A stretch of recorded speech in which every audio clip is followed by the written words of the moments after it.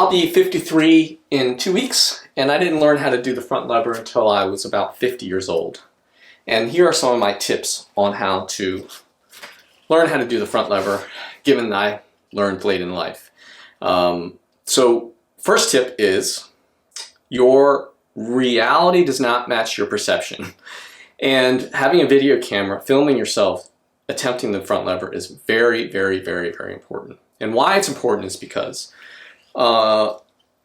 when you think you're straight, and to be clear, the front lever, in the best case scenario, your torso and legs are parallel to the ground and you press into it as opposed to jumping into it. But jumping into it is fine when you're learning it, but the ideal way is to press into it like I just did.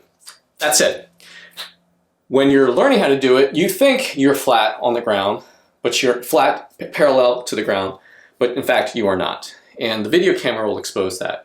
And one of the toughest things you'll find is literally getting your butt up in order to flatten yourself out. So in reality, from 90 degrees, in reality, you're kind of at a V, and your butt's down, and your feet are sticking out. In order to get that flatness, you need to get your butt up. And so let me demonstrate.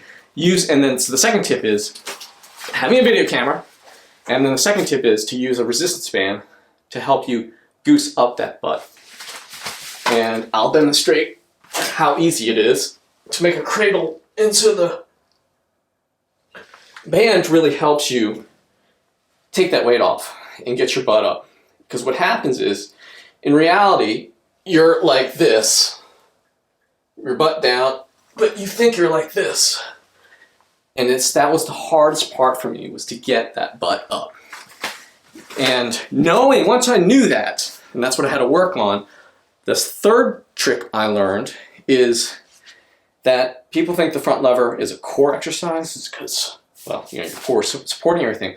I found actually it's more of a front deltoid exercise on top of having your core being very strong.